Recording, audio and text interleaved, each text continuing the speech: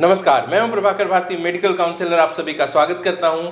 14 जनवरी को एनएमसी ने एक नोटिस जारी की थी जिसमें राज्यों को यह निर्देश दिया गया था कि कौन से टाइम फ्रेम में उन्हें स्टेट काउंसलिंग करवानी है। यानी कि ऑल इंडिया काउंसलिंग का जो तय समय है उसके साथ साथ स्टेट की काउंसलिंग किस डेट को होगी, इसी बात को बताया गया था। ऐसे में जो टाइमलाइन मिली है राज्यों को वो कुछ इस तरीके से है कि राउंड 1 के लिए 5 दिन का समय मिला है, राउंड 2 के लिए 4 दिन का, मॉप अप राउंड के लिए 4 दिन का और स्टे मॉप अप राउंड के लिए 1 दिन का समय दिया गया है। ऐसे में जो सबसे बड़ा सवाल है वो यह है कि क्या 4 से 5 दिन में स्टेट काउंसलिंग की प्रक्रिया पूरी की जा सकती है। स्टेट काउंसलिंग में राज्य की सरकारी कॉलेजेस की 85% सीट्स होती हैं और प्राइवेट कॉलेजेस की 100% सीट्स होती हैं। तमाम तरीके के रिजर्वेशंस होते हैं। ऐसे में डॉक्यूमेंट का फिजिकल वेरिफिकेशन भी कई राज्यों के द्वारा कराया जाता है। तो क्या 5 दिन की समय सीमा में इसे करवा पाना संभव है? रजिस्ट्रेशन के लिए भी समय देना होता है, फिर चॉइस फिलिंग होती है, अगर सिक्योरिटी डिपॉजिट के लिए पेमेंट करना है तो ये भी देखना होता है कि बैंक की छुट्टी ना हो या ट्रांजैक्शन के लिए पर्याप्त समय दिया जाए स्टूडेंट को। ऐसे में ये जो टाइमलाइन है ये अप्रासंगिक लगती है। इतने कम समय में किसी भी तरीके से काउंसलिंग नहीं कराई जा सकती। तो इसी टॉपिक पे हम बात करेंगे आज की इस वीडियो में। मैं स्पष्ट करना चाहूँगा कि कहीं ना कहीं ये कम्युनिकेशन की कमी है। ज़्यादा डिटेल में बताना चाहिए था एनएमसी को, लेकिन उनकी नोटिस की वजह से कन्फ्यूजन क्रिएट हुई है। बेसिकली जो टाइमलाइन 5 दिन की दी गई है यह आप कह सकते हैं कि अलॉटमेंट के लिए टाइम दी गई है या फिर चॉइस फिलिंग और अलॉटमेंट के लिए ये समय की जो सीमा है इसे बनाया गया है। रजिस्ट्रेशन चाहे तो स्टेट पहले भी शुरू कर सकते हैं।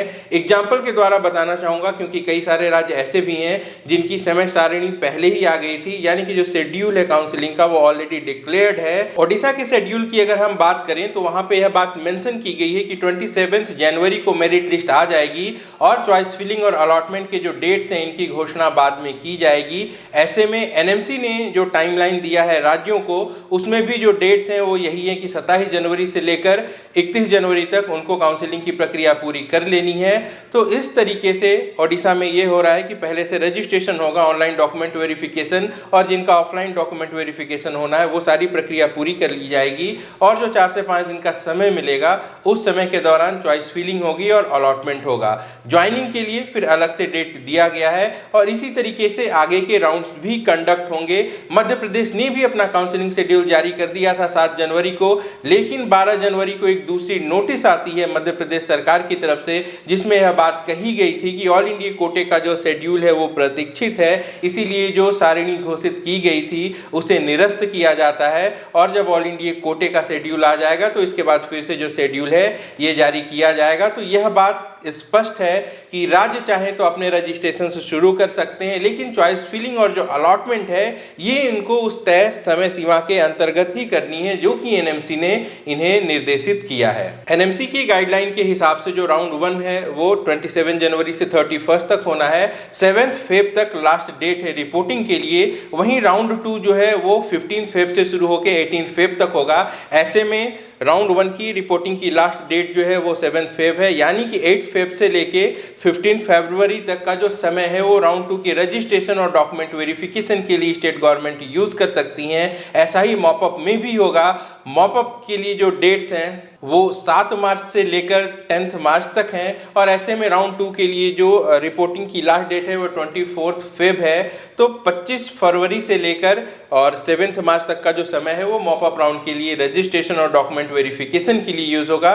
तो इस तरीके से जो स्टेट की काउंसलिंग है वो ऑल इंडिया काउंसलिंग को बैलेंस करते हुए साथ साथ चलेगी और एक तरीके से ये सही गाइडलाइन है। इसकी वजह से जो डिपेंडेंसी है वो तो खत्म हो चुकी है स्टेट काउंसलिंग की ऑल इंडिया काउंसलिंग के ऊपर, लेकिन ये जो टाइमिंग है ये फिक्स होने से स्टूडेंट के लिए आसान हो जाएगा कि वो यह तय कर सके कि उन्हें ऑल इंडिया कोटे से सीट लेनी है या फिर स्टेट काउंसलिंग से सीट लेनी है। एमसीसी का जो शेड्यूल आया था उसमें भी कुछ खामियां थी। राउंड 1 के लिए जो चॉइस लॉकिंग का समय बताया गया था वो शाम 4 बजे 24 जनवरी से शुरू होकर 17 जनवरी को रात को 11:55 मेंशन हो गया था। 17 जनवरी जो कि बैक डेट है तो ये मिसप्रिंट था, इसे करेक्ट कर लिया है एमसीसी ने लें। अब यहाँ पे जो चॉइस लॉकिंग है वो 24 जनवरी को शाम को 4 बजे से शुरू होगी और 24 जनवरी को ही रात के 11:55 तक रहेगी। एक और गलती है जो अभी तक नज़र में नहीं आई है एमसीसी की, और वो यह है कि 3 पेज का जो शेड्यूल है इस पे पेज नंबर 2 पर मॉप अप राउंड का शेड्यूल है और पेज नंबर 3 पे स्टे मॉप अप राउंड का शेड्यूल है। दोनों ही शेड्यूल की जो हेडलाइन है यहाँ पे ऑल इंडिया कोटा, डीम्ड और सेंट्रल यूनिवर्सिटी के साथ साथ पीजीडीएनबी भी लिखा हुआ है। तो ये कॉपी पेस्ट की मिस्टेक है, अभी तक ये नज़र में नहीं आई है एमसीसी की। आप सोच सकते हैं कि सरकारी पदों पर कैसे लोग बैठे हैं जो इतनी बड़ी गलतियां भी कर देते हैं। खैर, इसको नज़रअंदाज करने की ज़रूरत है। तो जो शेड्यूल है वो सामने है और जो स्टेट की गाइडलाइन है डेट्स की, वो अब मैंने आपको क्लियर कर दी है कि जो कितना कम समय दिखाई दे रहा है वास्तव में उतना कम नहीं है। जो 4 से 5 दिन का समय दिया गया है राउंड 1, राउंड 2 और मॉप अप राउंड के लिए, ये बेसिकली चॉइस फिलिंग, लॉकिंग और अलॉटमेंट के लिए है। जो रजिस्ट्रेशन की प्रक्रिया है वो उससे पहले ही शुरू हो जाएगी। तो आप सारे व्यूअर्स जो कि इंतज़ार कर रहे हैं बिहार, उत्तर प्रदेश के डेट्स कब आएंगे, तो वो ये जान लें कि अगले 2 से 3 दिन में यहाँ का जो शेड्यूल है ये जारी हो सकता है और जो रजिस्ट्रेशन की प्रक्रिया है वो बहुत जल्द शुरू होनी चाहिए। इसी उम्मीद के साथ आपसे लेता हूँ विदा। आप अपना और अपनों का अच्छे से ख्याल रखिए। नमस्कार, जय हिंद। नीट काउंसलिंग से जुड़ी पूरी जानकारी, important updates, MBBS, BDS, BAMS एवं अन्य मेडिकल कोर्सेज के admission process, data and trend analysis और टॉप कॉलेज की संपूर्ण जानकारी एक ही प्लेटफॉर्म पर। सब्सक्राइब करें ओम एजुकेयर चैनल को और पाएं सटीक और विश्वसनीय जानकारियां।